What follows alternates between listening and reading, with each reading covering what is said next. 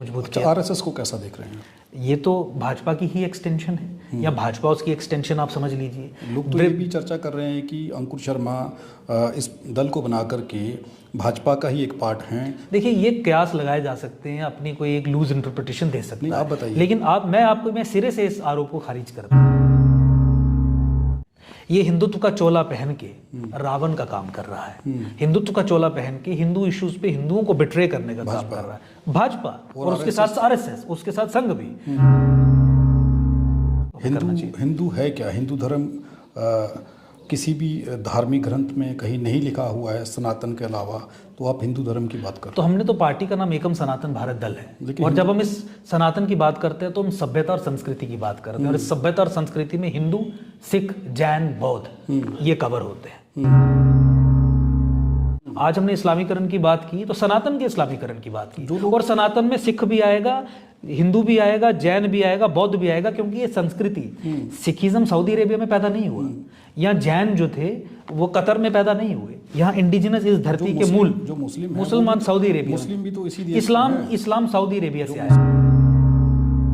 अंकुर शर्मा सनातनी या फिर हिंदू किनको समझते हैं? दलितों को भी समझते हैं? 100%। देखिए, सनातन संस्कृति सभ्यता की जब हम बात लेकिन जब दलितों आप जब किस मुद्दे पर बात करते हैं उस पर मैक्सिमम स्वर्ण जातियों की बात होती है। ऐसा कोई नहीं, आप पॉइंट आउट कर सकते हैं। दलितों की कई बच्चियों के रेप हुए हैं, कई लोगों के घर जला दिए गए हैं, कभी भी उन मुद्दों पर बात करते तो नहीं। बहुत सारे लोगों के केस स्वयं मैं लड़ रहा हूँ, और निशुल्क हम केस लड़ रहे हैं, और यहाँ पे करते नहीं देखा मैंने कभी। आप तो आपके साथ अभी इस समय बात हो सकती है। आप कोई ऐसा विषय बता दीजिए जो कास्ट स्पेसिफिक हो या अदरवाइज हो। हमने जो एंटी सिविलाइजेशन हो उसको तो यहाँ पे रहने का हक भी नहीं है।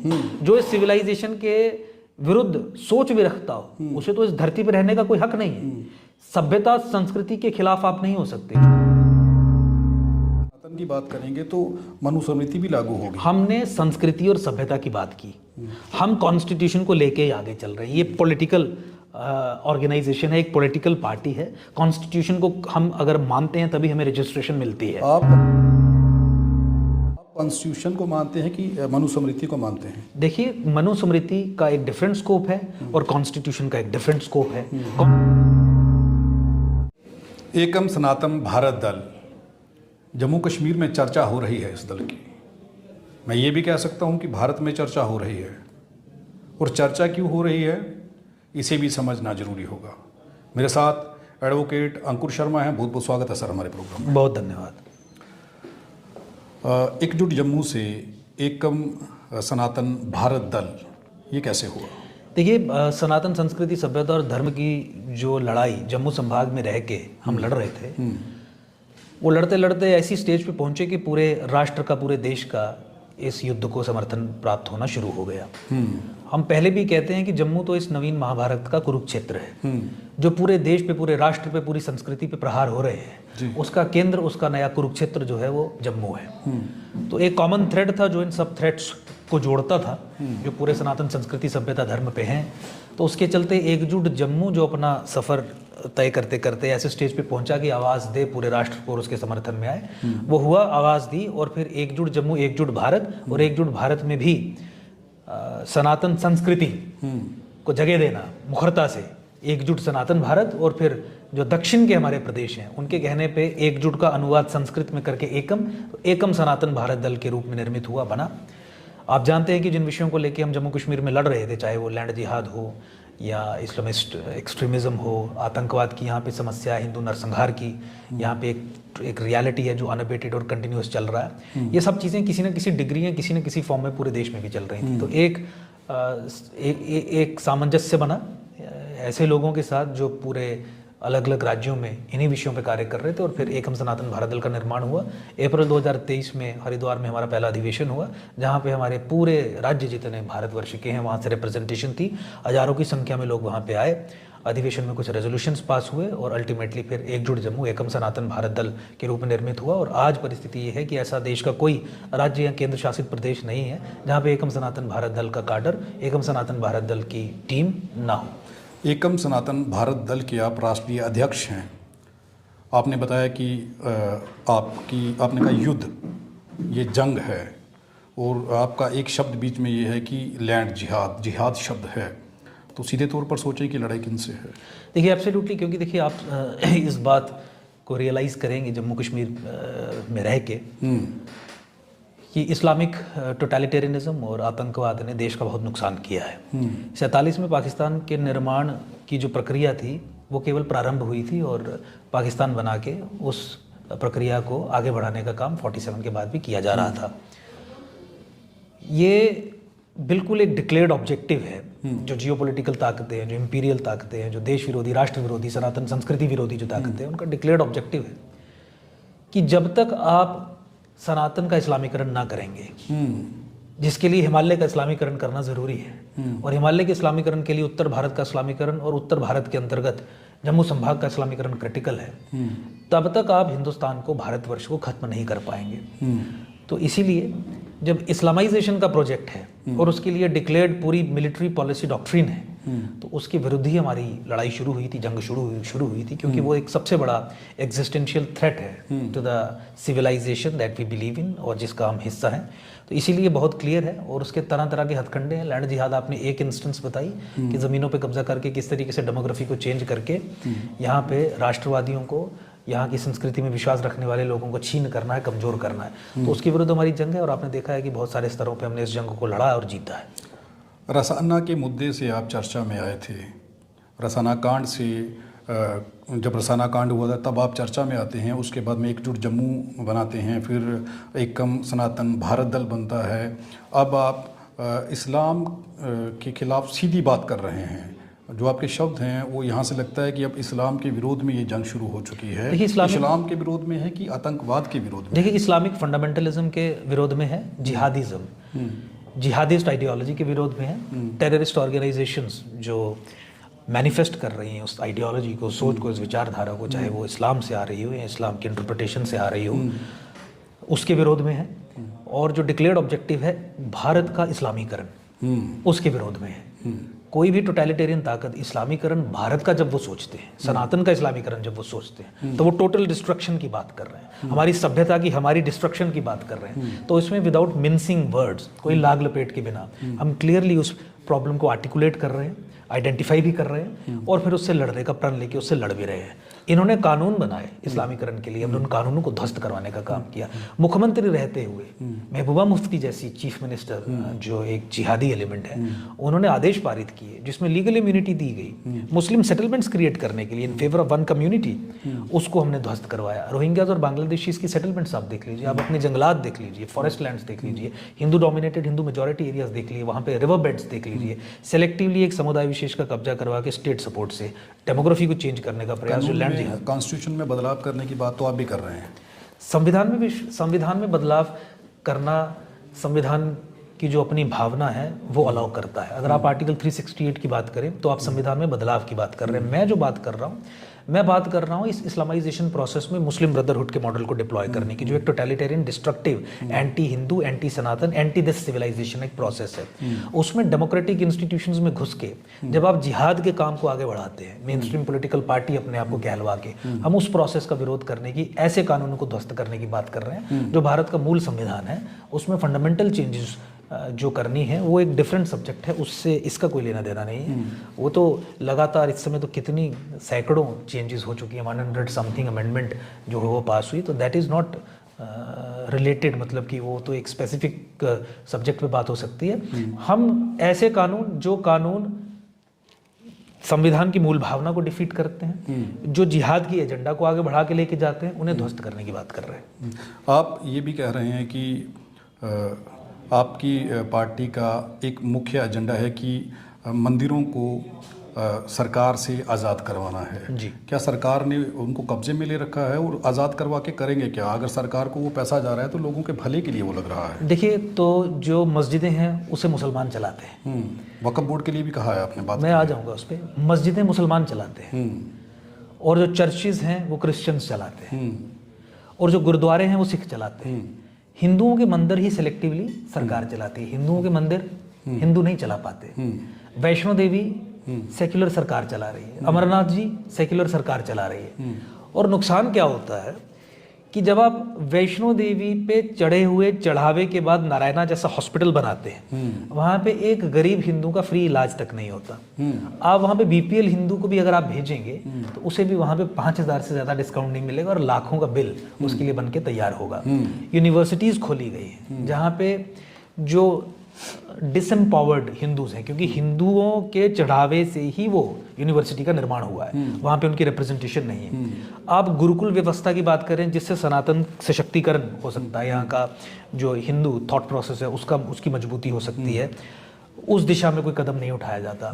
तो जब हम सरकारी नियंत्रण से मुक्त करने की बात करते हैं तो हम ये कहते हैं कि जिस तरीके से गुरुद्वारे सिख चला रहे हैं, मस्जिदें मुसलमान चला रहे हैं, वैसे हिंदू अगर अपने मंदिर चलाएंगे तो अपने समाज का सशक्तिकरण कर पाएंगे। और मैंने आपको बताया किस किस तरीके से। पैसे के दुरुपयोग की अगर आप बात देखें तो आपको याद होगा कि कोविड के समय 80 लाख रुपए माता वैष्णो देवी के खजाने से निकाल के उस समय के सीईओ और सरकार के आदेश पे 80 लाख रुपए ईद के और इफ्तारी की पार्टी देने के लिए खर्च कर दिए थे। तो ये ऐसी चीज़ें हैं जहाँ पे धन का भी सरकार दुरुपयोग करती है, सनातन सशक्तिकरण के लिए कोई कार्य नहीं करती, हिंदू एम्पावरमेंट के लिए, हिंदू मंदिर से जो पैसा अर्जित होता है, मैं उस पैसे की बात कर रहा हूँ, हिंदू एम्पावरमेंट उस दिशा में। क्योंकि गुरुद्वारे में जो चढ़ावा है या गुरुद्वारे का जो रेवेन्यू जनरेशन है उससे सिख संगत के भले का काम सिख समाज करता है और जो करना भी चाहिए और बहुत अच्छी बात है। वैसे ही चर्चिज और मस्जिदों के लिए भी है। वक्फ बोर्ड की जहाँ तक आपने बात की, वक्फ बोर्ड जो एक्ट है, एक्ट इटसेल्फ एक्सक्लूड करता है प्लेसेस ऑफ वर्शिप यानी मस्जिदों एक्सेट्रा। वक्फ के अंदर एक डिक्लेयर्ड प्रॉपर्टीज जो हैं, जो वक्फ प्रॉपर्टीज बनती हैं, उसकी एक लीगल डेफिनेशन है।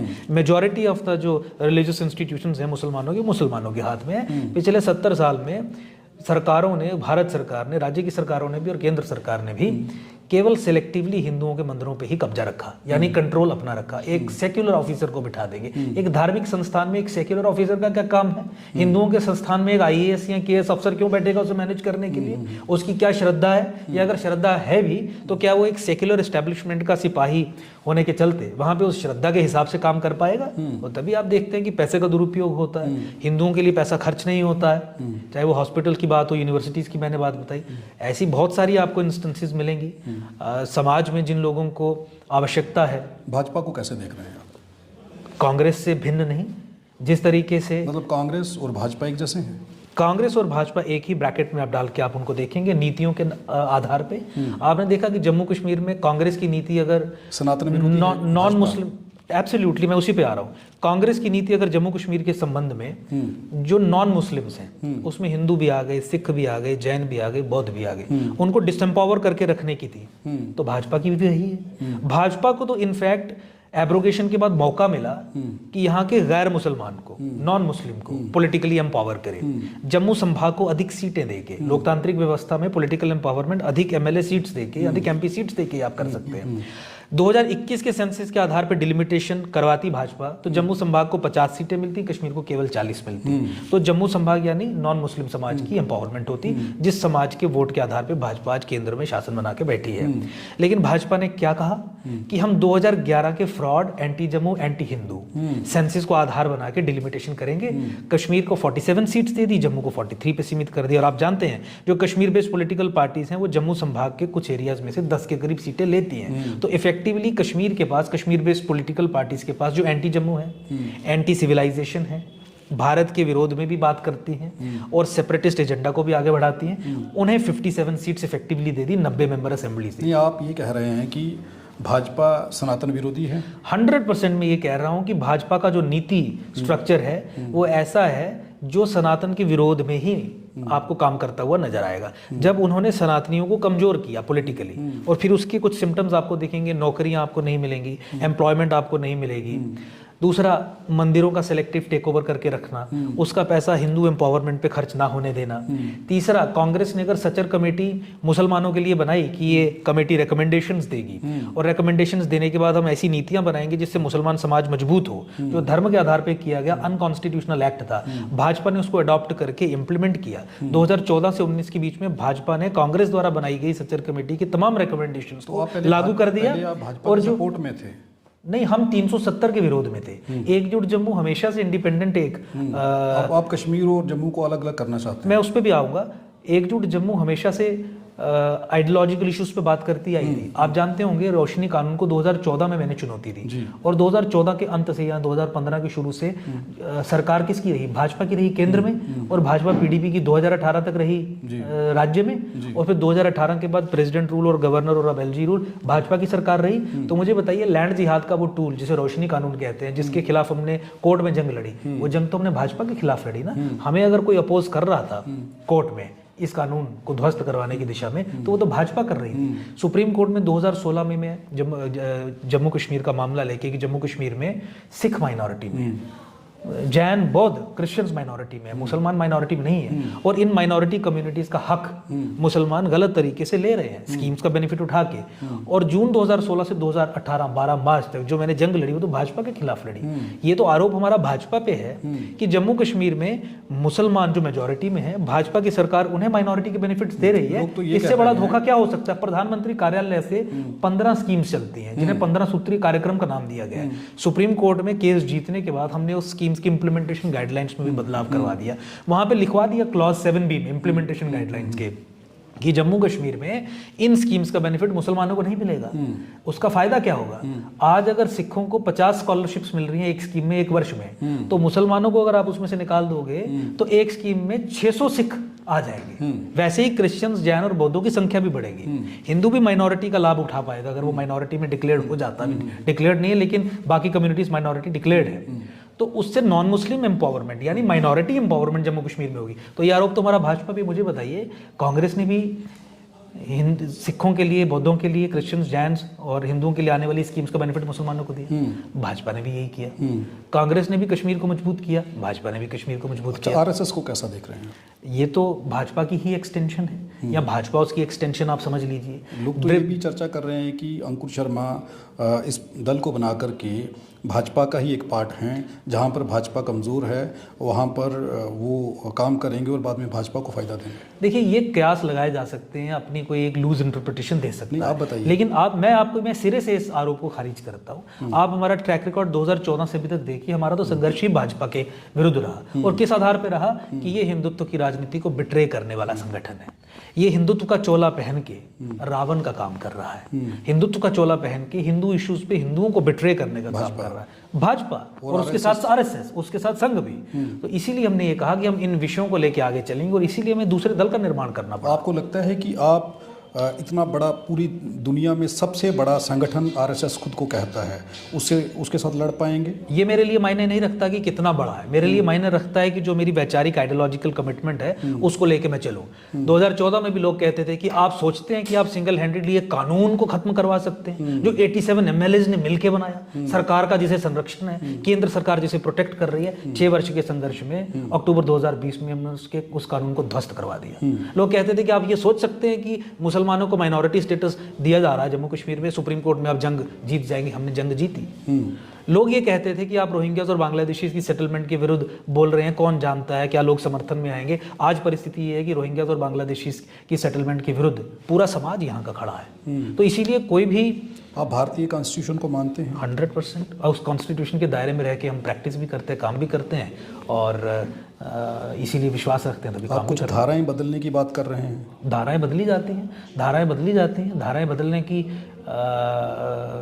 जो प्रक्रिया है वो कॉन्स्टिट्यूशन के आर्टिकल 368 में स्वयं दी गई है, और जो धाराएं आप बदलेंगे वो भी कानून सम्मत होनी चाहिए। सुप्रीम कोर्ट ने उसका टेस्ट फिक्स किया है, तो उसकी पूरी अंडरस्टैंडिंग के आधार पे मैं ये कह रहा हूँ कि जो भी ऐसी धाराएं जो पॉलिटिकल एक्सपीडियंसी के कारण अनुच्छेद उसमें डाले गए संविधान में, जो संविधान की मूल भावना को ही डिफीट करते हैं इन इटसेल्फ, उन्हें बदलाव उनका किया जाना चाहिए। जैसे फॉर इंस्टेंस, हिंदुओं को आज हक नहीं है कि वो अपने एजुकेशनल रिलीजियस इंस्टीट्यूशंस सेटअप कर सके ऑटोनमस तरीके से अंडर आर्टिकल 29 एंड 30। तो क्यों नहीं हक होना चाहिए हिंदुओं को कि वो अपने autonomous religious educational institutions, autonomous की मैं बात कर जो आर्टिकल 29 और 30 में वो बना पाए, बाकी सब कम्युनिटीज को है। तो बराबरी पे लाने का जो काम है उसका तो समर्थन मुझे लगता है कि समाज में से हर एक व्यक्ति को करना चाहिए। हिंदू है क्या? हिंदू धर्म किसी भी धार्मिक ग्रंथ में कहीं नहीं लिखा हुआ है सनातन के अलावा, तो आप हिंदू धर्म की बात करते तो हमने तो पार्टी का नाम एकम सनातन भारत दल है, और जब हम इस सनातन की बात करते हैं तो हम सभ्यता और संस्कृति की बात करते हैं, और इस सभ्यता और संस्कृति में हिंदू,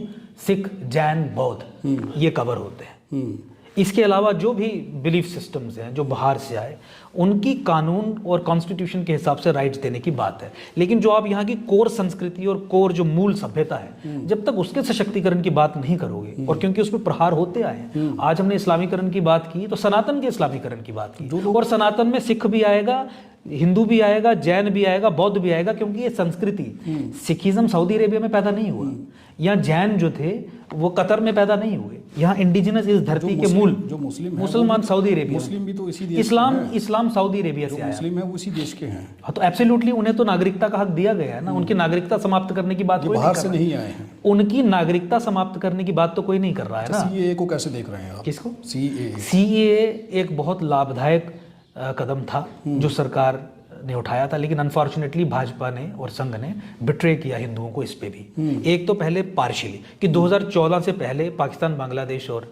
अपना अफगानिस्तान से जो धर्म के आधार पर प्रताड़ित होकर हिंदुस्तान में शरण लेके बैठे, उन्हें नागरिकता देंगे। क्यों 2014 के हिसाब से? जब आप इन देशों के राज्यों की बात करें, 47 में आप ही ने बांटा, धर्म के आधार पर बांटा, पाकिस्तान का निर्माण धर्म के आधार पर हुआ, वहां फिर हिंदुओं की, सिखों की प्रताड़ना हुई। तो जब उनकी प्रताड़ना हुई तो आपको तो ये कहना चाहिए कि आपका नेचुरल होमलैंड है भारत, आप किसी भी समय पे आके यहाँ पे नागरिकता लीजिए। क्यों 2014 से पहले की डेडलाइन रखी? और उसके बाद देखिए जो शाहीन बाग प्रोटेस्ट हुआ, जो मुसलमानों ने अपनी वीटो एक्सरसाइज की कि नहीं, हिंदुओं को, सिखों को नहीं मिलेगी नागरिकता, उसके सामने मोदी सरकार ने घुटने टेके, और घुटने टेकने के बाद सीएए एक्ट बनने के बावजूद भी उसके रूल्स नोटिफाई नहीं किए।